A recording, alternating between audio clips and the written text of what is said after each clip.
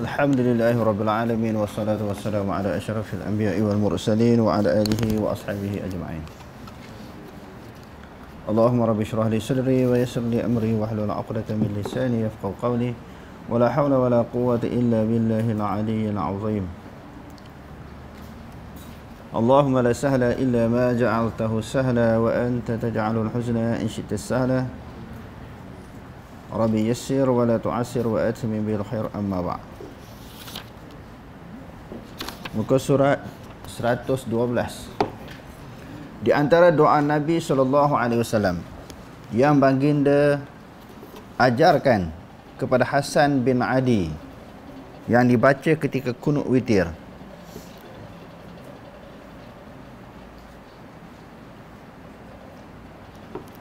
Siapakah Hasan bin Ali? Siapa boleh jawab? RM20. Angkat tangan. Siapa nak jawab? Angkat tangan. Angkat siapa yang paling awal angkat tangan tadi? Ha? Kan? Siapa dia?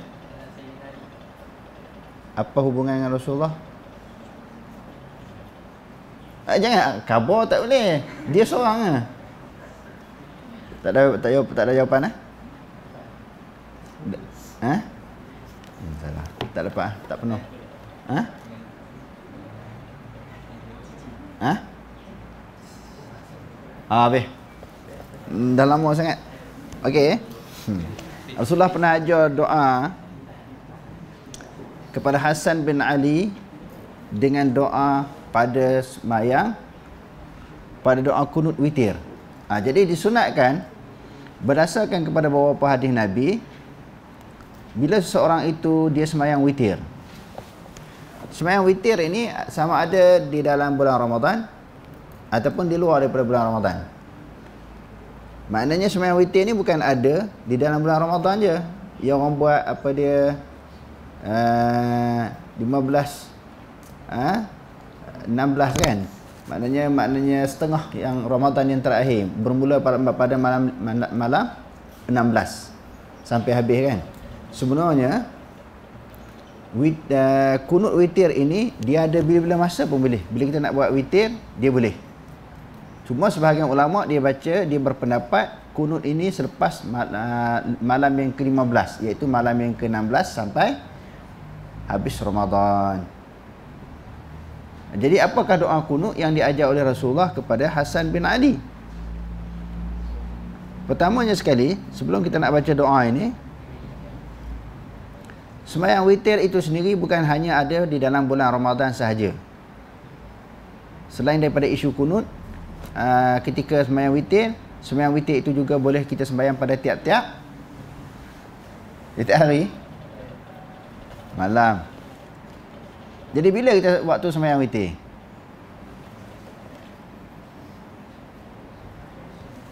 Selepas isyak, sebelum masuk waktu subuh. Nabi SAW bersabda, ij'alu awakhira salatikum witra.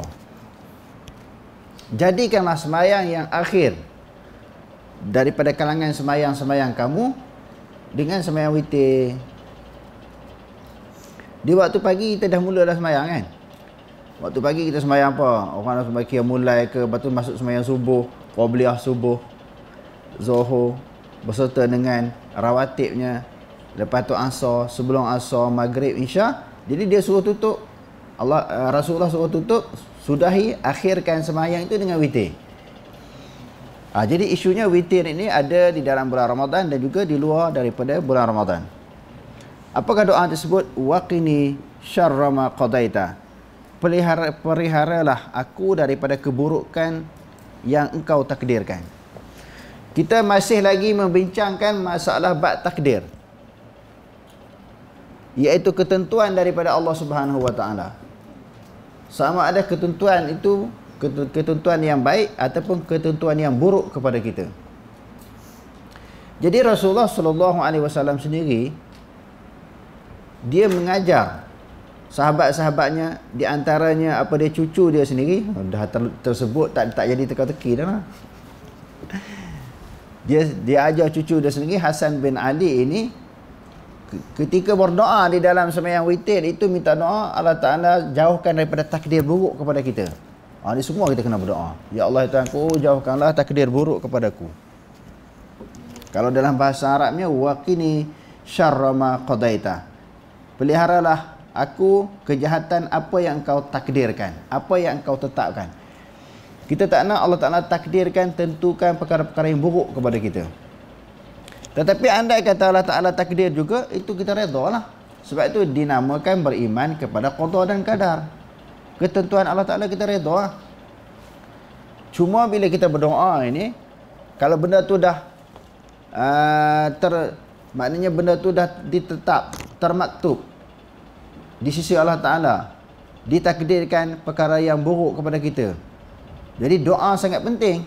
Bila kita berdoa, kita minta Allah Ta'ala ubah. Kita minta Allah Subhanahu Wa Ta'ala ubah.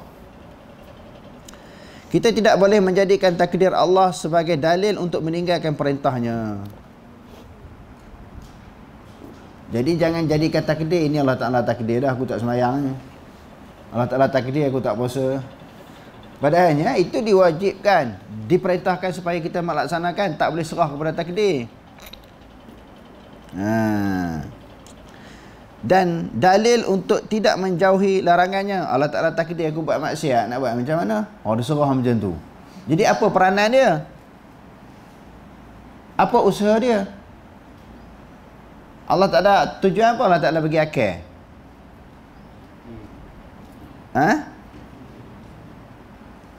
Kalau dia tujuan bagi akal untuk berfikir, dia kena fikirlah. Dia sebagai hamba wajib mentaati perintah Allah, melaksanakan suruhan, meninggalkan larangan. Dia tak boleh serah bulat-bulat kepada takdir. Sebab di sana manusia dia ada usaha. Faham? Bahkan wajib dia beriman dan yakin bahawa Allah memiliki hujah ke atas kita dengan turunnya Al-Quran dan terutusnya para rasul. Allah Ta'ala turunkan Quran untuk diamalkan, dan diutuskan rasul untuk mentafsirkan, menterjemahkan, menguraikan, menyampaikan ajaran yang dalam Quran. Di samping Allah Ta'ala bagi akal, diturunkan Al-Quran, diutuskan para rasul.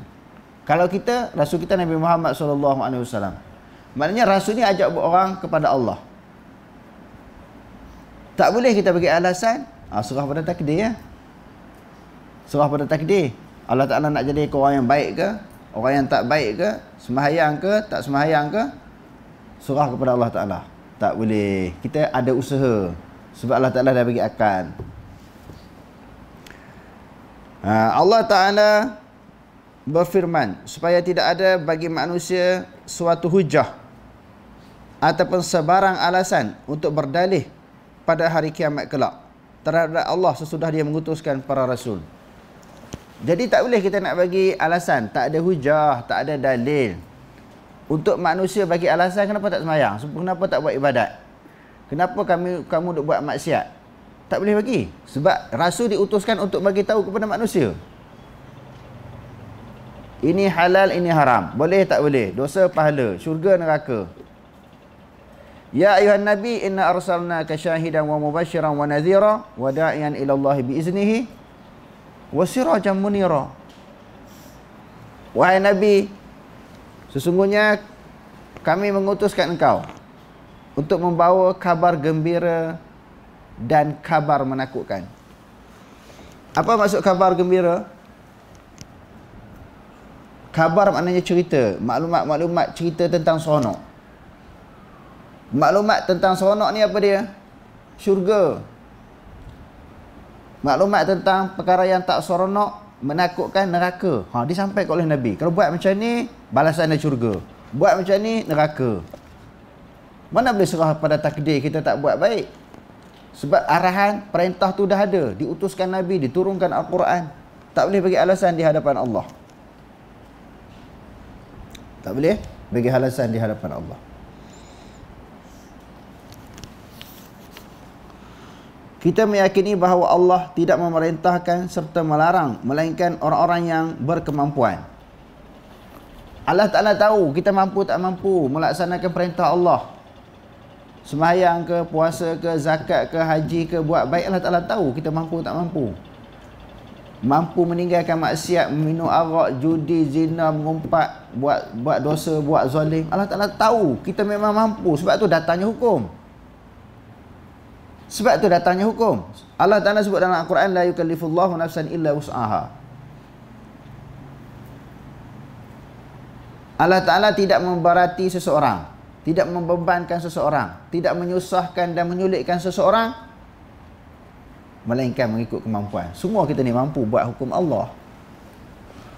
Semua kita mampu melaksanakan hukum Allah. Mana kita boleh bagi alasan? Kita mampu. Cuma kita nak bagi alasan kenapa? Quran dah diturunkan oleh Allah, diutuskan Nabi. Ajaran Allah ini jelas. Hukum Allah jelas. Macam mana nak bagi alasan? Di akhirat besok orang bagi alasan tak boleh. Tak diterima alasan tersebut. Sebab peluang, ruang, kesempatan untuk dia beribadat kepada Allah, untuk dia taat kepada Allah dan meninggalkan segala larangan, dia telah sampai maklumat kepada dia. Tak ada orang tak tahu sembahyang itu benda tu wajib daripada kalangan orang Islam. Babi itu haram dimakan. Bunuh orang itu berdosa. Judi, berzina itu haram. Tak ada orang tak tahu. Kenapa nak langgar? Kenapa nak lawan? Kerana degil. Kerana degil lah. Dengan sikap degil lah seseorang itu layak masuk neraka. Kerana degil. Degil, sombong, takabur. Sebagaimana sifat iblis. Aba wastakbara wa kana minal kafirin. Sebab apa dihukumkan kafir? Sombong, angkuh. Jadi kita orang Islam jangan sombong, jangan angkuh. Takut berperangai sebagaimana perangai iblis. Sombong, angkuh, rasa hebat, rasa mulia, rasa agung. Sebab apa iblis dia tak nak sujud kepada Nabi Adam? Apa alasan dia? Siapa tahu? Dapat pahala ni, dapat apa dia? Hadiah. Siapa boleh jawab? Angkat tangan, baca ayat Quran tu. Dia kena baca ayat Quran. Apa ayat Quran yang kata? Lagi? Okey, lagi itu satu ayat. Alasan iblis kepada Allah. Ni Ustaz Akmal tulis RM20. Alasan iblis kepada Allah, dia tak nak sujud kepada Adam sebab apa? Baca ayat Quran. Apa ayat? Okey. Ni Yusuf RM20. Nanti dekat raya kita bagi. Siapa yang boleh jawab soalan-soalan dalam kuliah ni, semua kita bagi duit. Kalau soalan tu berat sikit, susah sikit, tiba RM30. Okey.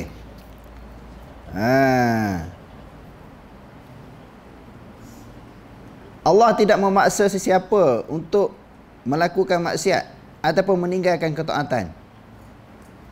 Allah Ta'ala tahu dia mampu meninggalkan maksiat. Bukan satu kita kata terpulang kamu nak buat tak buat. Allah Ta'ala tak paksa. Kamu nak semayang tak semayang kan. Jadi terserah kepada kehendak. Tetapi di akhirat besok dia ada hukuman. Dia ada hukuman sebab Allah Ta'ala tahu benda tu memang kita mampu. Sebab itu dia apabila dia meninggalkan dalam sesuatu yang berada di dalam kemampuan dia, sebab itu ada tindakan. Bukan maknanya dia tak tahu, dia tak mampu nak sembahyang, Allah Ta'ala paksa sampai dia boleh kena sembahyang. Dia tak boleh nak tinggal maksiat, tak boleh tinggal. Allah Ta'ala paksa supaya tinggal, tak. Allah Ta'ala suruh berdasarkan memang dia mampu. Contohnya sembahyang. Apa alasan kita tak nak sembahyang? Kita mampu ke tak mampu? Bukan dalam keadaan tak mampu. Tinggal sesuatu yang mungkar, mampu tak mampu tinggal? Kenapa tak buat? Allah Ta'ala tahu, Allah Ta'ala yang menjadikan kita. Betul? Allah Ta'ala tahu tak kemampuan kita? Tahu. Jadi tak buat tu bukan kerana tak mampu. Kerana nafsu syaitan yang ada dalam diri kita. Allah Ta'ala juga berfirman, oleh itu bertakwalah kamu kepada Allah sedaya upaya kamu. Allah Ta'ala juga berfirman pada hari ini, tiap-tiap diri dibalas dengan apa yang telah diusahakannya. Tidak ada hukuman yang tidak adil pada hari itu. Hukuman adil. Sama ada orang itu dimasukkan dalam syurga, mana-mana orang, mana-mana individu, ataupun sebaliknya Allah Ta'ala humbankan dalam neraka. Semua berdasarkan kepada kesalahan diri sendiri. Kalau dia masuk syurga, layaklah dia masuk syurga dengan sebab ibadat-ibadat yang dia lakukan. Kalau dia masuk neraka, layaklah masuk neraka dengan kejahatan-kejahatan yang dia buat. Sedangkan dia mampu buat ibadat, dia tak buat. Dia mampu tinggal maksiat, dia tak tinggalkan. Jadi kita ni duk baca penerangan kitab-kitab yang dikarang oleh para ulama ni, nak didik kita jadi baik lah. Di samping Quran kita baca, hadis kita baca, sebelum kita mati ni kita kena jangan bawa dosa. Kalau bawa dosa kita kepada Allah, Allah Ta'ala akan timbang. Wal waznu yawma idzinil haq famas sakulat mawazinuhu faulaika humul muflihun.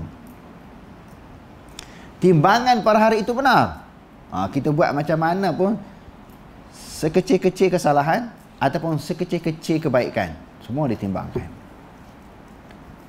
فَمَنْ يَعْمَلْ مِثْقَالَ ذَرَّةٍ خَيْرًا يَرَهُ وَمَنْ يَعْمَلْ مِثْقَالَ ذَرَّةٍ شَرًّا يَرَهُ. Kecil mana pun diperlihatkan, dia akan ditimbang. Jadi kita ni sanggup ke bila kita mati kita buat dosa? Dosa tu akan ditimbang di akhirat nanti. Kalau berat dosa kita masuk neraka, sanggup ke? Kalau tak sanggup, kena tinggal maksiat, kena bertaubat, taat kepada Allah Subhanahu Wa Taala. Jadi orang yang baik. Allah Ta'ala takdirkan kita duduk dah di sekolah ni, sepatutnya peluang untuk mendidik, mentarbiah, mengasuh diri kita menjadi orang yang baik. Maknanya peluang itu terbuka luas. Kenapa tak jadi baik?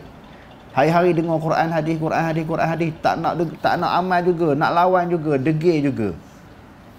Dan salah satu daripada sifat ahli neraka kerana degil. Degil untuk tunduk kepada kebenaran. Salah satu daripada sifat ahli neraka, degil, keras hati, keras kepala, tak nak tunduk kepada kebenaran. Ini sifat ahli neraka.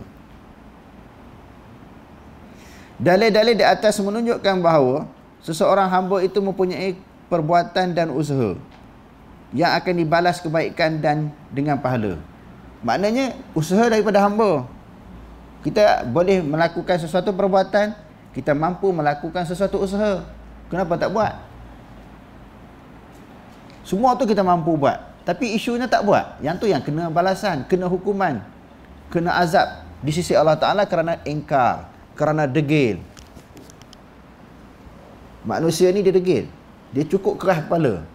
Sebab tu Allah Ta'ala jadikan syurga neraka. Sebab nak ajar di atas dunia tak tajar, tak terdidik, tak nak dengar, keras kepala. Tak apa. Atas dunia suruh buat baik tak nak buat. Jangan buat maksiat, dia langgar juga. Tak apa. Tunggu. Sebab itu penting syurga neraka. Syurga untuk orang yang taat, neraka untuk orang yang lawan. Sebab itu perlu alam akhirat. Alam akhirat inilah tempat satu masa dibalas segala apa yang dilakukan oleh manusia.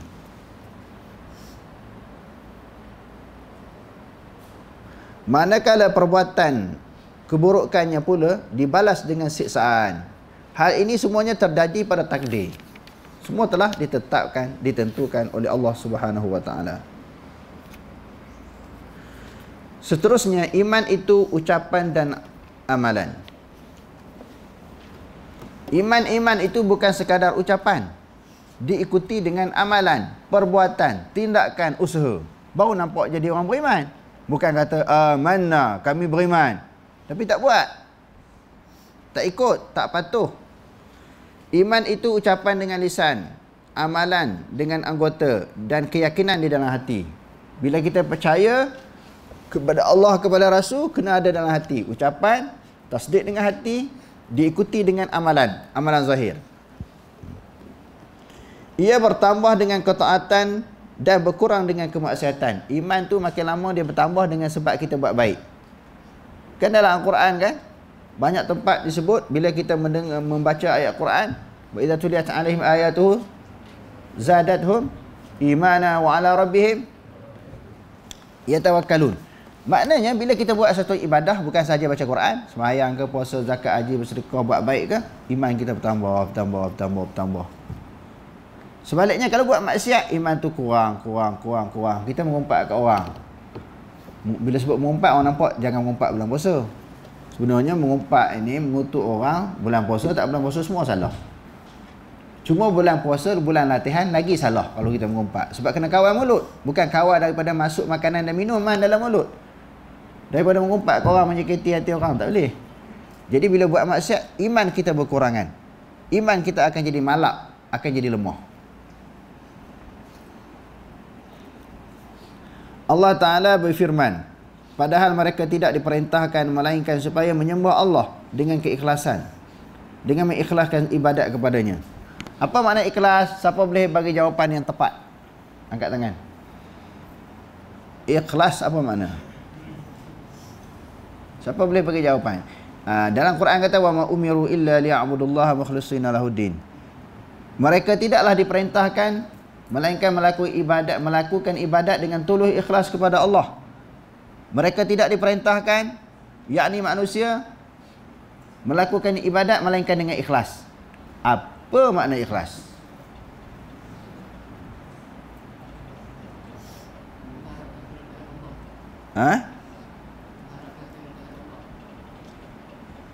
Mengharapkan keredaan Allah. Ada tak tujuan lain selain mengharapkan keredaan Allah? Tak ada kan? Itulah maknanya tak ada tujuan, tak ada maksud lain. Bila buat ibadat tak ada maksud, tak ada tujuan. Tak ada terlintas benda-benda yang menyimpang daripada maksud mempersembahkan ibadat kepada Allah. Okey, tulis nama dia. RM20. Lepas nama-nama yang ditulis tu, Ustaz Akmal bagi pejabat.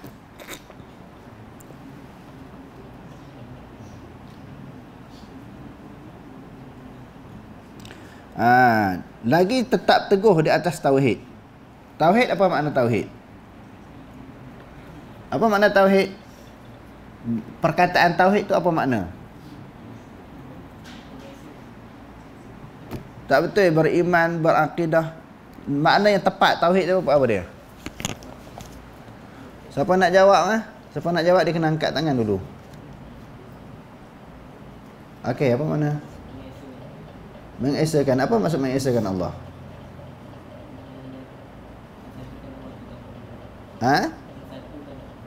Apa maksud mensatukan? Tidak mensyirikkan. Tulis nama dia.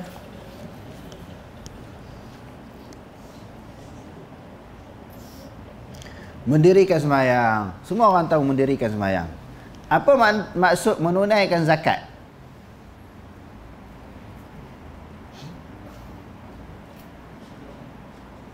Tak ada terus.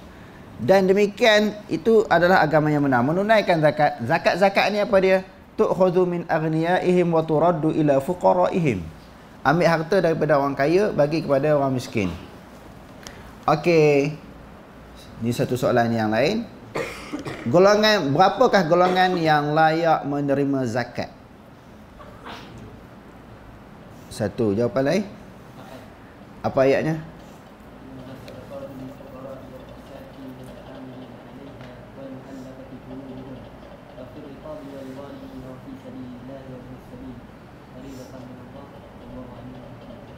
Okey, tulis lagi.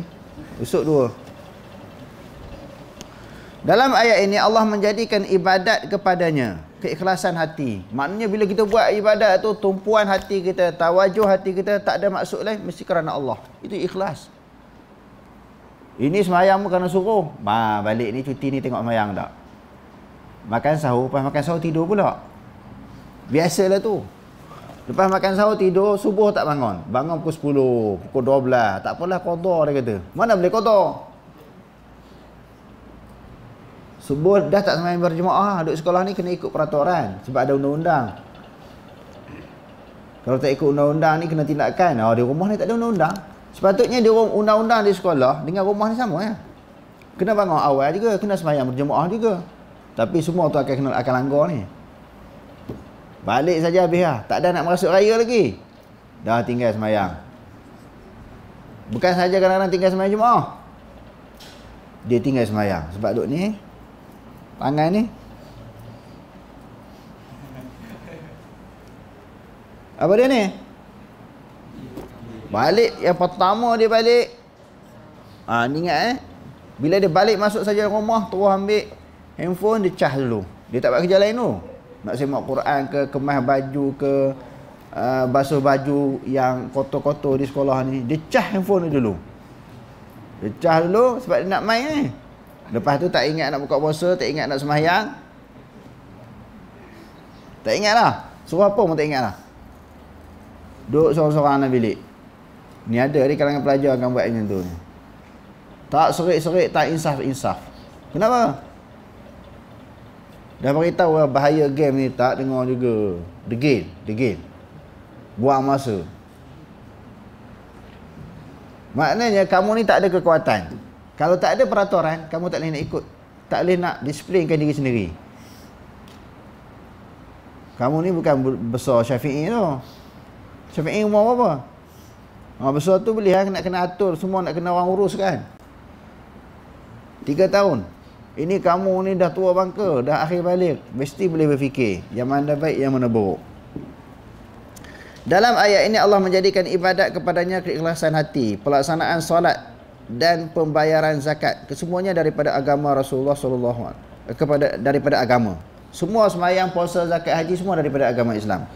Rasulullah sallallahu alaihi wasallam bersabda, iman itu terbahagi kepada 70 lebih cabang. Cabang yang paling tinggi adalah ucapan la ilaha illallah. Dan cabangnya yang paling rendah ialah membuang gangguan daripada jalan. La ilaha illallah tu cabang iman yang paling tinggi, iaitu mentauhidkan, mengagungkan Allah, tu iman yang paling besar. Tidak mensyirikkan Allah Ta'ala. La ilaha illallah, la ma'budu bihaqqin illallah. Tiada yang layak disembah melainkan Allah. Serendah-rendah iman, buang sampah ataupun buang halangan yang duduk di jalan. Duri ke apa yang orang duk lalu kan, batu ke sebagai penghalang, lalu dibuang.